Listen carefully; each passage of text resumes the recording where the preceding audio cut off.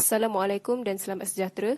Kami dari kumpulan SARS Now akan membentangkan tentang tajuk satu dos vaksin replikon SARS-CoV-2 mengaruh tindak balas selular dan keimunan humoral dalam kerapik tail yang dijangkiti dan tidak dijangkiti oleh Simian Immunodeficiency Virus (SIV). Ahli kumpulan SARS Now terdiri daripada 7 orang. Kajian ini bertujuan untuk mengukur tahap immunogenicity vaksin REP-RNA ke atas individu yang menghidap HIV dan tidak menerima terapi antiretroviral ataupun ART.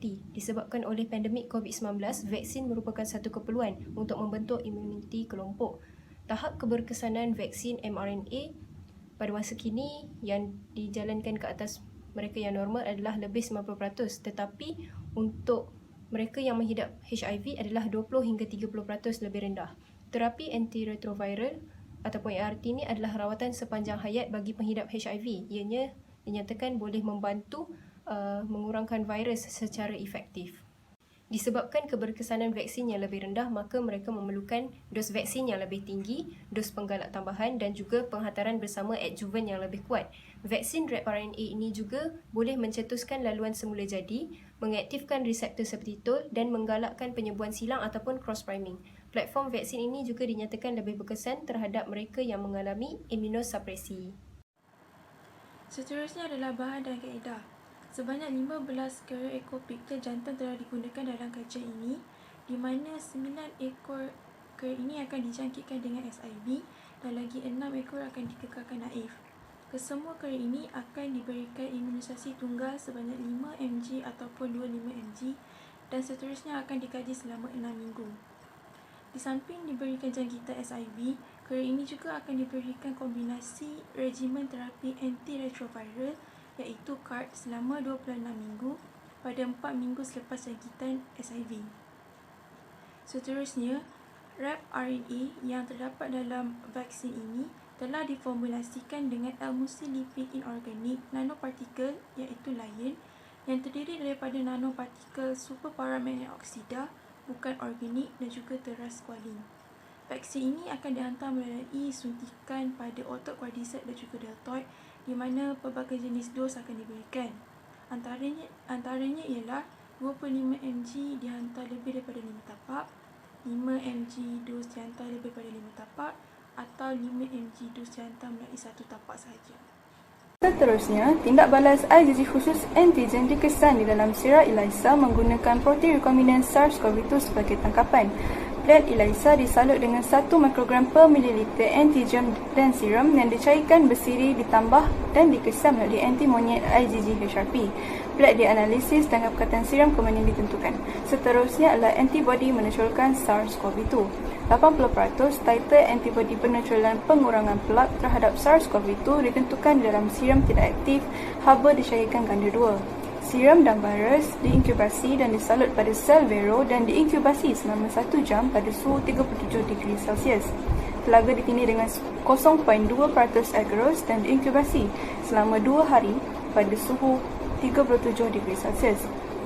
Lapisan kemudiannya dikeluarkan, dicuci dan dibaiki dengan 10% formaldehyde dan diwarnakan dengan 1% kristal violet dalam 20% etanol.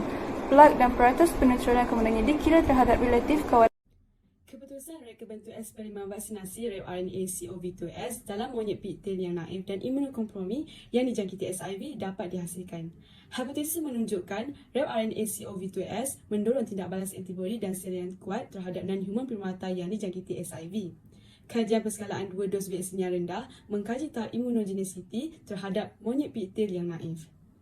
Selepas 8 minggu pengeluaran kad apabila vaksin diberikan, 8 daripada 9 haiwan menunjukkan pemulihan virus walaupun berlakunya penurunan terhadap sel TCD4 periferal. Haiwan tunggal tidak menunjukkan sebarang penurunan sel TCD4 periferal. Buktinya, vaksin REP-RNA-CoV-2S dapat mendorong tindak balas antibodi humoral yang kuat pada haiwan walaupun berlakunya penurunan sel T. Tetapi, kajian lanjut tetap diperlukan dalam vaksin COVID-19. Seterusnya, keputusan kajian juga menunjukkan bahawa dos rendah replikasi RNA-CoV-2S mendorong antibodi kuat dan tindak balas sel T sederhana dalam kera piktil yang dijangkiti SIV. Keputusan ini dinilai berdasarkan tindak balas interferon dan interleukin untuk mengkaji tindak balas sel T. Keputusan ini turut dinilai berdasarkan tindak balas humoral dalam serum untuk mengkaji paras antibodi yang wujud dalam haiwan.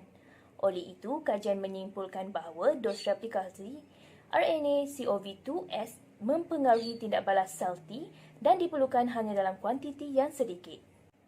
Akhir sekali, kajian ini membuktikan bahawa imunogenicity vaksin replikasi RNA CoV2S tidak terjejas oleh tahap imunosupresi akibat oleh SIV. Ini adalah kerana tiada korelasi antara kesemua tindak balas yang dinyatakan. Kajian ini menggunakan vaksin jenis RNA kerana pertama, ia dapat disimpan dalam jangka masa yang panjang. Kedua, dapat diadakan dalam tetapan berpendapatan rendah dan miskin sumber berbanding dengan vaksin mRNA kini. Sekaligus, ia boleh disimpan secara tempatan dan sedia tersedia jika ingin melakukan sebarang perubahan berikutan evolusi virus tersebut. Seterusnya, mekanisme pencetusan tindak balas imun oleh RNA tidak sama seperti mRNA. Buat masa ini, kajian ini mendapati bahawa dos rendah sudah memadai dalam menghasilkan tindak balas imun yang baik. Namun, fakta ini mungkin bercanggah dari masa ke semasa berikutan kajian lanjut diperlukan. Batasan kajian. Tempoh pendek susulan selepas imunisasi iaitu hanya selama 6 minggu. Tempoh ini merencatkan pemerhatian pada neutralizing antibody, penetulan antibody, merentas kumpulan kera naif dan SIV yang hanya dapat dikesan dalam 30 hingga 45% haiwan sahaja. Seterusnya, penggunaan imunisasi prima dan akhir sekali kajian ini hanya dilakukan ke atas kera jantan, namun kajian lanjut diperlukan pada kera betina dan kera SIV dan naif yang lebih tua. Kajian ini menggunakan kera mekas kerana jangkitan SIV dalam kera mekas lebih cepat dalam mentarifkan AIDS disebabkan kecenderungan yang tinggi untuk penurunan fungsi penghalang usus dan peningkatan pengaktifan imun. Selain itu, kajian lampau menunjukkan dengan tahap viral load yang sama, perkembangan SARS-CoV-2 lebih teruk dalam kera mekas berbanding dengan kera rhesus dan dilihat serupa dengan COVID-19 dalam manusia. Kera mekas juga telah dijadikan model untuk mengkaji penyakit kardiovaskular dan penyakit pulmonari obstruktif kronik, menjadikannya model haiwan yang sesuai bagi mengkaji SARS-CoV-2. Kesimpulannya, vaksin RNA telah terbukti mengaruh tindak balas humoral lebih kuat daripada tindak balas seluler pada kera naif. Namun begitu, kajian ini juga membuktikan bahawa vaksin ini juga mampu mendorong tindak balas imun humoral teguh pada haiwan dengan bilangan sel T CD4 plus peripheral yang rendah hingga sederhana. Ini bermaksud vaksin ini mampu mendorong tahap perlindungan tindak balas antibodi dalam individu yang lemah imun dan boleh diedarkan dalam penempatan dengan sumber terhad.